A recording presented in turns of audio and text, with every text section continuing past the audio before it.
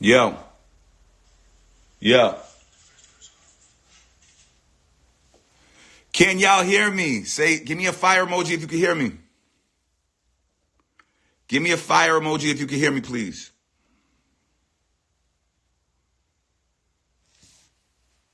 Jen, what's up, Jen? All right, it's working now. All right, cool. So we need Daymond John. He's about to log in a minute. I think Instagram was bugging out. M-Easy, what up, boy?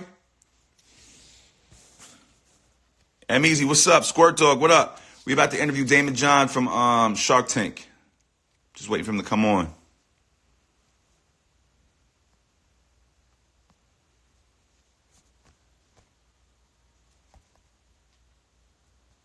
Yo, Instagram is bugging, yo. Yeah. Because now it's not letting me see who. All right, he's not here yet. We waiting on Daymond John from Shark Tank. Shout out to my guy M-Easy, Power 151 fam in the building. Shout out to Squirt Dog in the building. Let's see. Still waiting for him to log on. Yeah, Daymond John's a good one, yo. Powerful guy out there in these streets. Knows about finances.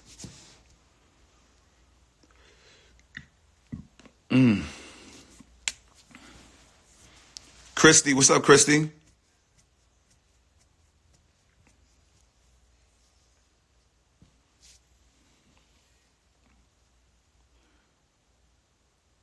All right, here we go. Hold on.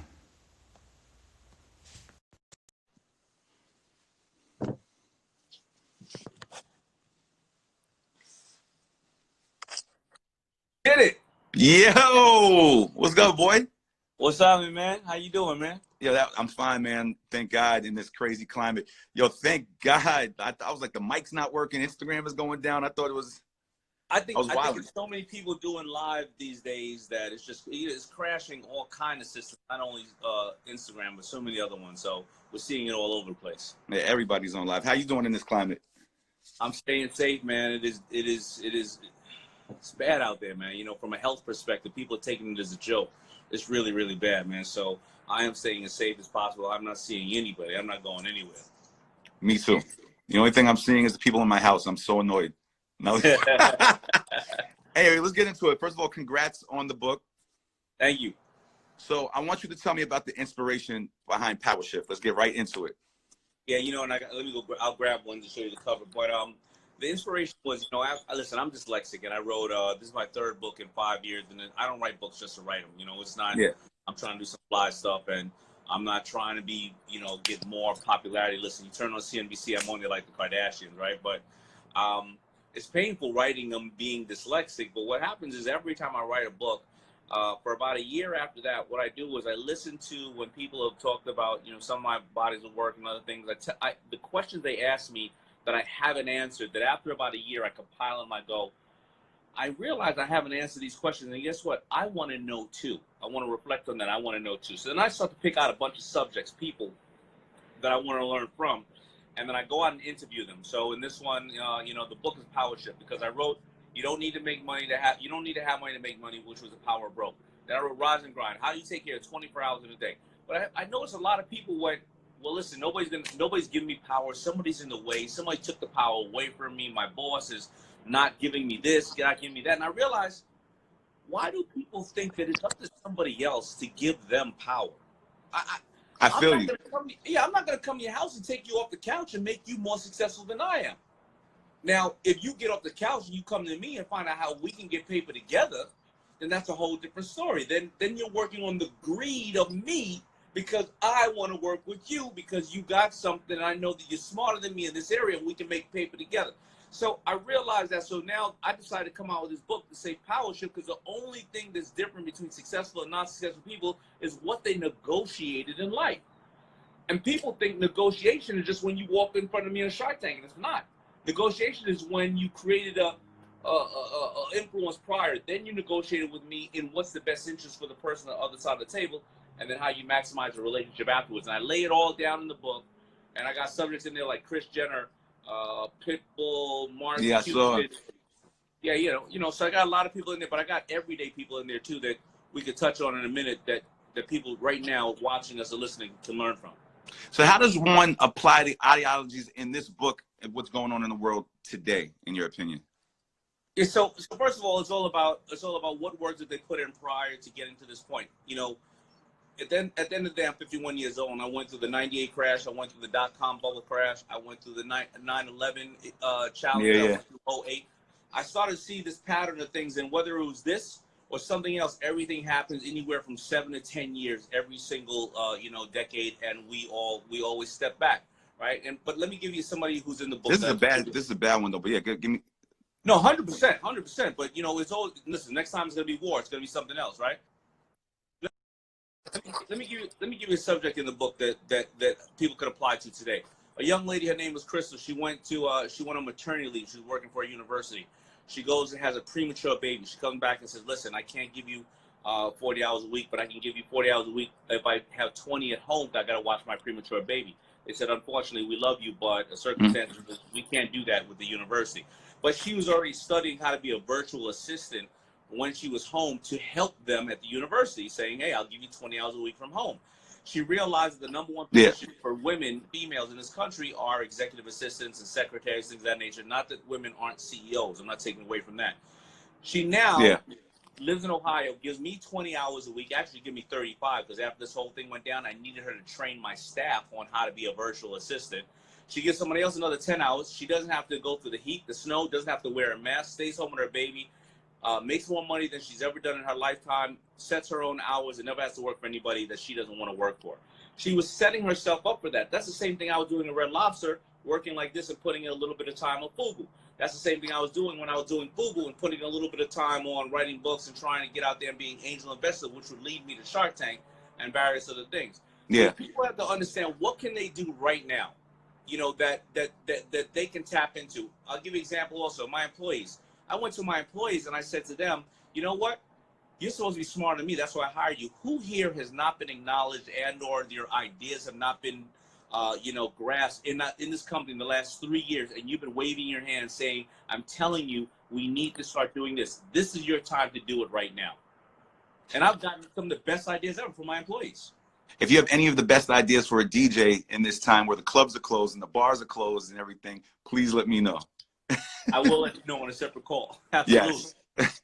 So, in your opinion, right now, because I'm just being honest, not to sound like I'm late in the game, but I'm just starting to learn about stocks. I'm just starting to learn about a couple of things. What do you think is like the best investments now in this time frame of what we're going through, in your opinion? So, again, anything I say here, I'm gonna advise you to please go to your banker or financial advisor, because remember, that's not what I do, and I will lay out some of these tips for you.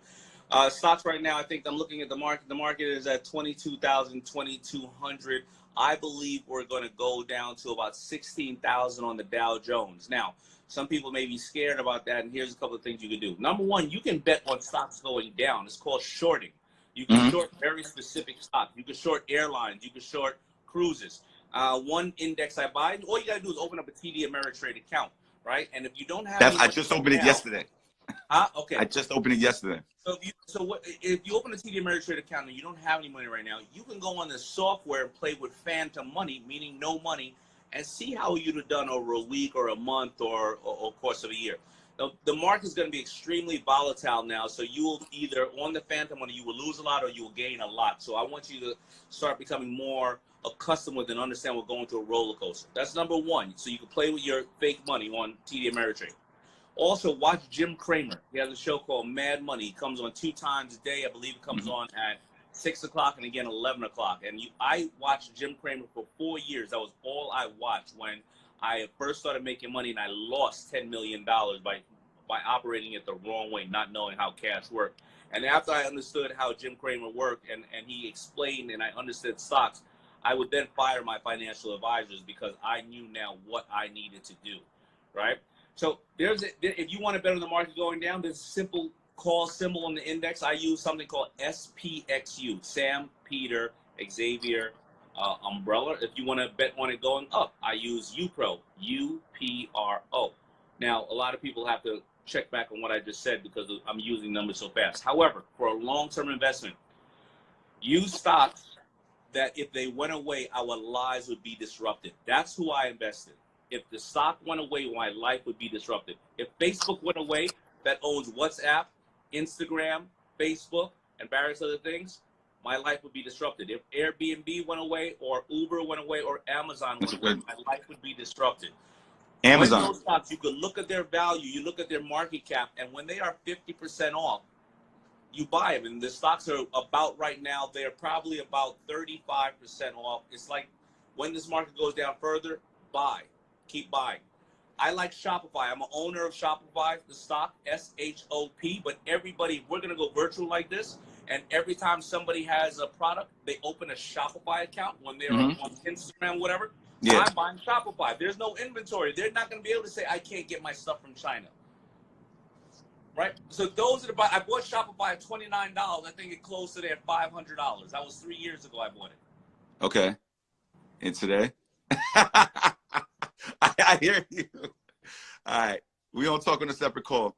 So, yo, in Power Shift, you talked about making a lasting connection, not a lasting impression. Can you explain the difference?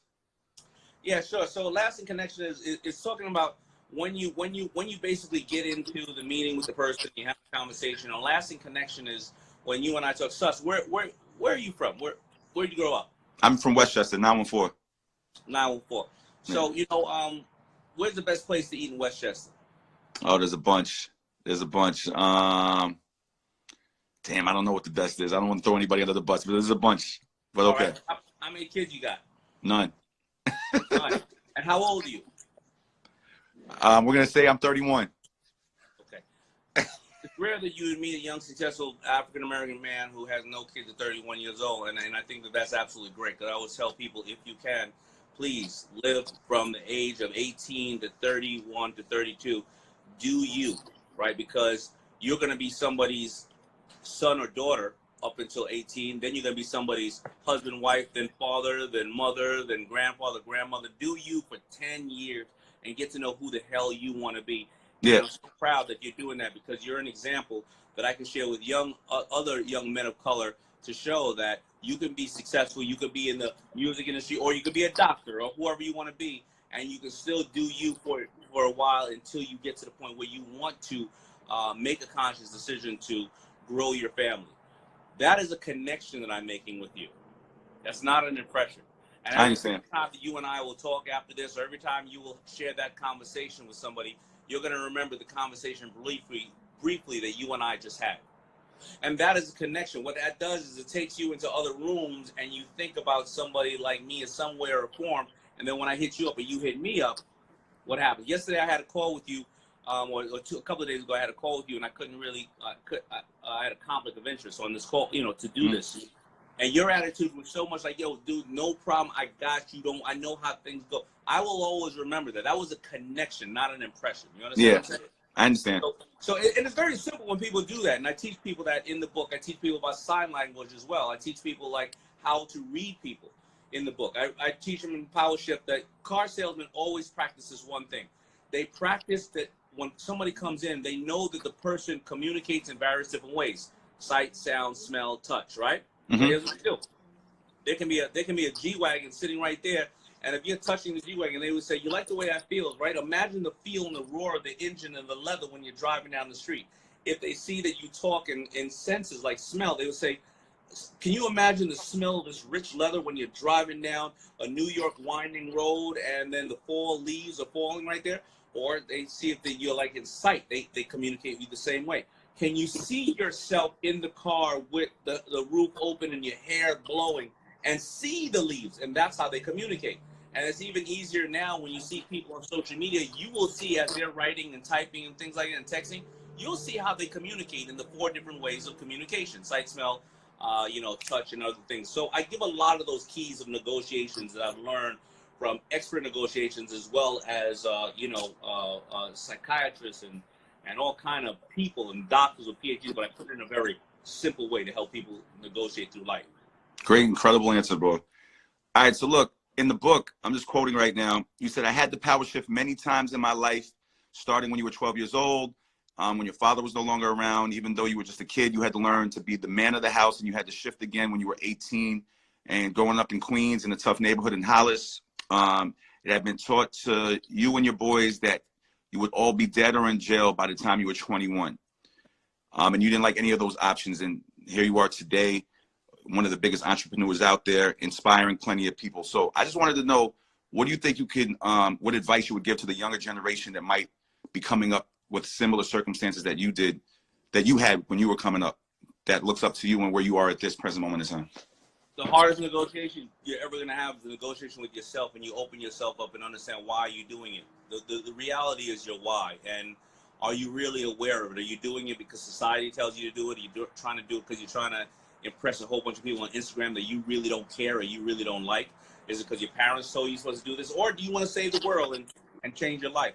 And I had to make those power shifts for myself and understand why I was doing things. You know, let me tell you something. When I was 20 years old, and most of my friends were drug dealers. Actually, the movie Belly was written about my friends, and I didn't want to. Yeah, we all know Belly. We all know Belly. Very, very big movie in the culture. That was written about my friends. Period. Okay. Straight up. And I didn't want to hustle, and I never did. When I would tell them, yo, I'm going to get this nice little pattern with bananas on them and make some hats.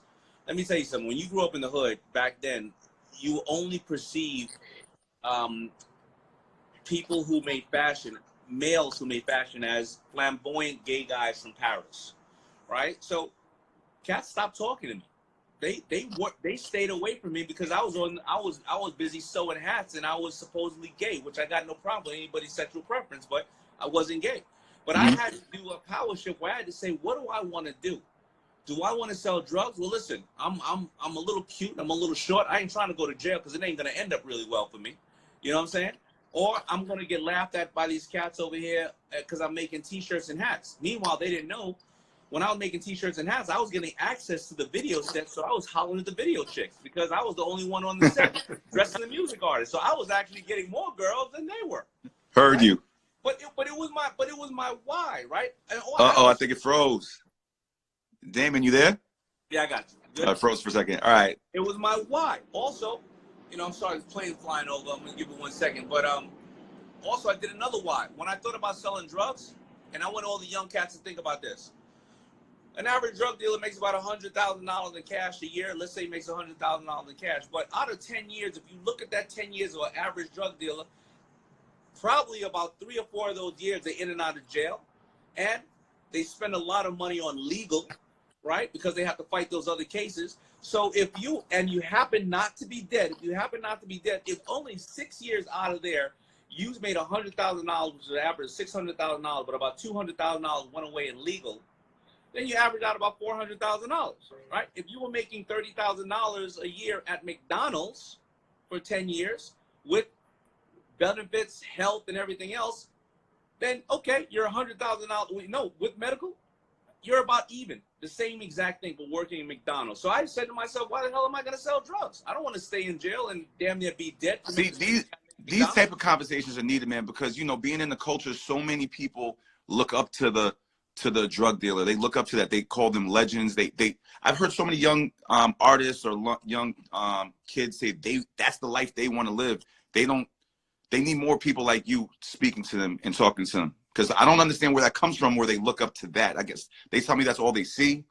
I don't know what it is, but you know, I think back in the days, I think we could have accepted that because we didn't see on the 6 o'clock news the amazing people that are doing things like you and the Magic Johnsons of the world and the executives of Steve Stouts of the world.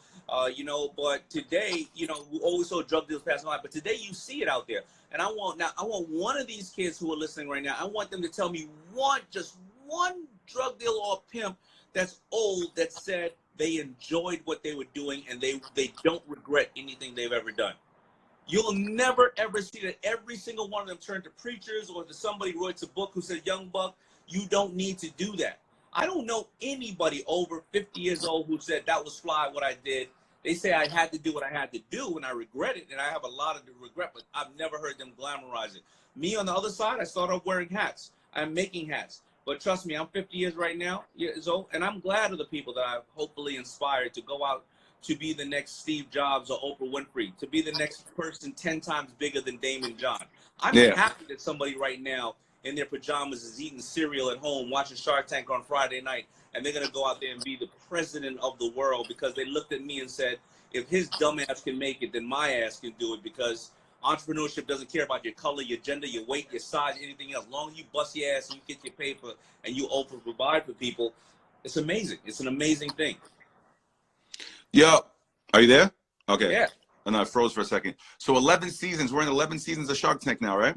11 seasons of Shark Tank. That's amazing, bro. Some of my favorite shows that were the biggest shows of all time only had like 9 or 10 seasons. So congratulations on that. What can we expect for the future of Shark Tank and coming up with you in the future?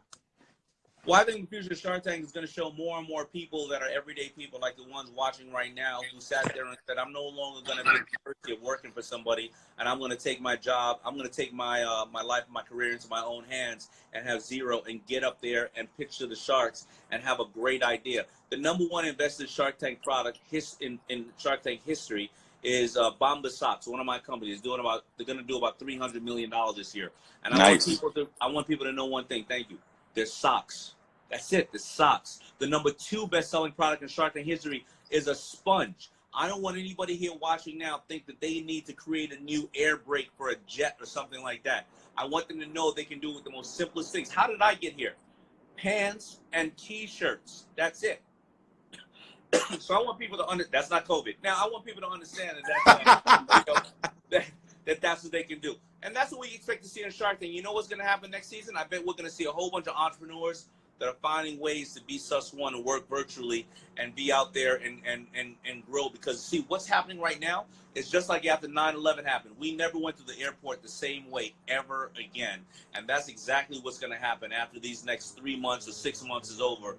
The whole entire world's going to shift, and there's going to be some millionaires and billionaires that are going to come out of this situation. I mean, in '08, people want to say, hey, what kind of companies can you start right now? In '08, you know what came out after '08? Airbnb, Slack, Pinterest, Uber. These companies were created, Venmo. These companies were created in recessions and depressions, and somebody right now listening is going to be able to do the same exact thing, and I'm going to be working for them in another 5 years. I'm looking forward to seeing what ideas people got. I'm trying to come up with one of them. So one more question, and you basically already said this, but I just want to solidify it. In your opinion, do you kind of think that it just doesn't make sense to work for a corporation? Like, it's kind of like, I remember Dame Dash said, if you work for a corporation, it's like you're a slave. Nah, I disagree with that, because you know what? And I'm going to tell you, because I'm a boss, and I'll tell you why. There's a lot of people in my company that make a lot of money. I'm Batman and they're Robin, and often they're Robin and I'm Batman.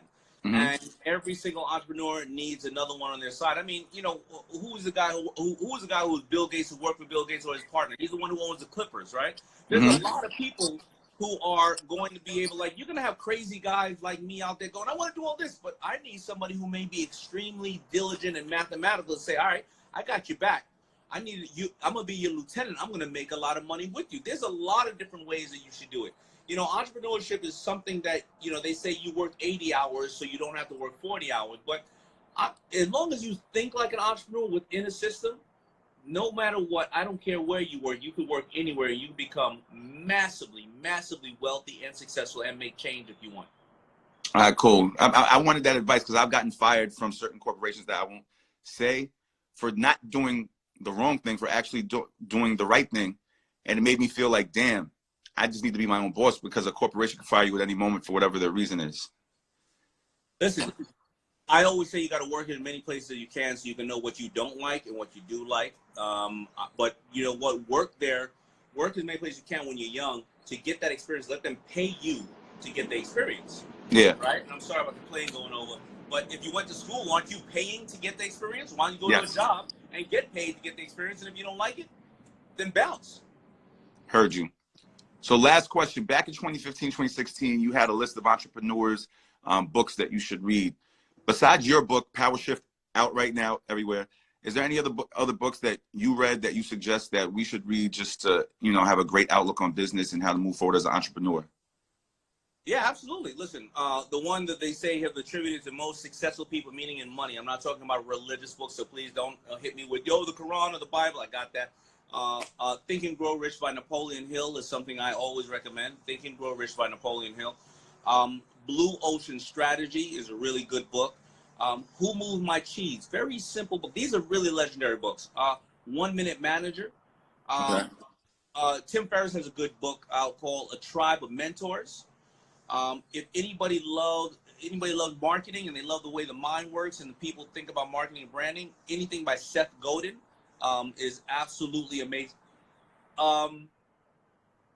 Outliers is a really good book to read.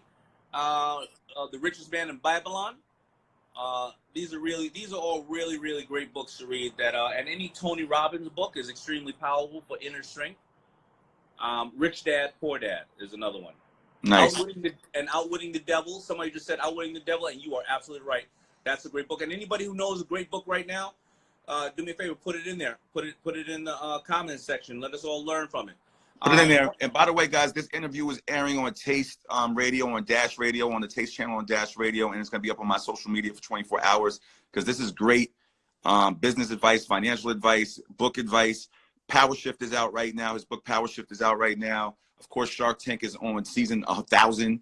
it's killing it out here in these streets. And is there anything else that you want to say to everybody what's coming up for you? Now, listen, I just want to say this thing is really serious out here.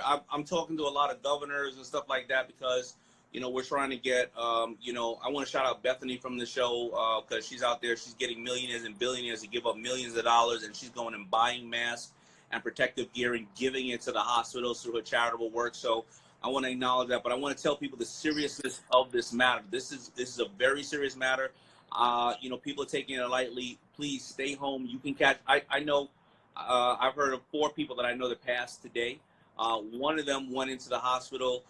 They had low blood sugar. They went in the hospital 3 weeks ago, and they caught COVID virus while in the hospital because they were there for something else. Oh, man. Today, I know somebody else who went to the only 2 stores. They went to CVS and Walgreens, and they went home and they passed away because obviously the germ can stay alive on various different types of products and things. So please be safe because you're bringing it home to elders and things of that nature. I want to make sure I thank everybody who is out there on the front line, getting us groceries, delivering us stuff, on the front line. But please be safe. And by the way, this thing's not going anywhere. This economy is going to be hit very hard for at least 2 years, but this virus itself will be around, I think, 4 or 5 months. Just be careful and don't kind of put all your eggs in one basket and say we're going to be good in a month. Just hunker down and get used to what we're doing and get your mind game ready and come out of here more successful than ever. But just be safe. Really, I would love to. I would love to have a separate call with you to see what you think the real estate market and all these things are going to be after this whole pandemic goes. There's no separate call. Let me tell you something. In about 2 to 3 years, the real estate market, you're going to be able to get everything you want at 50 cents to 40 cents on the dollar, because what's going to happen is for the first 12 months to 15 months, people are going to be digging into their savings. They're going to be staying, staying in the homes and squatting and doing whatever they can. The market's going to readjust itself. And then the banks are going to obviously have to make calls, and they're going to be holding a lot of stuff in inventory. And unfortunately, I hate to say it, it's a very dark way to say this, but a lot of the landlords who are very old are going to have ailments and various other things. This thing is going to be, it's going to be horrible. And hopefully, if you're thinking about moving or maybe downsizing, maybe you'll be able to give somebody an option to lease until buy, to let them stay a little longer in the home, or the banks will have large portfolios that will, that will be available. But it's going to be bad, and I want people to really take care of themselves. It's important. Well, look, man, I just want to say thank you for what you've done for the culture, inspiring people. I mean, you come from Hollis, Queens, same place Run DMC comes from. You created Fubu, one of the biggest brands that I can remember in hip hop. Shark Tank, one of the biggest shows that inspire people on television. I just want to say thank you for your contribution to the young entrepreneurs and to me that's trying to create this energy and make it out here in the world. Thank you, man, and thank you for always keeping us entertained, man, and letting us mentally escape the harsh reality of what's going on, or making us remember some good times in our lives with, you playing the soundtracks to our lives, man. So I really appreciate you, man. Thank you for taking the time. Love, bro. All right, Power Shift is out now. This interview is going to be on my morning show on Taste Channel on Dash Radio tomorrow morning. And Daymond, thank you, bro. Love. Thank you, brother. All the best. Stay safe. You too.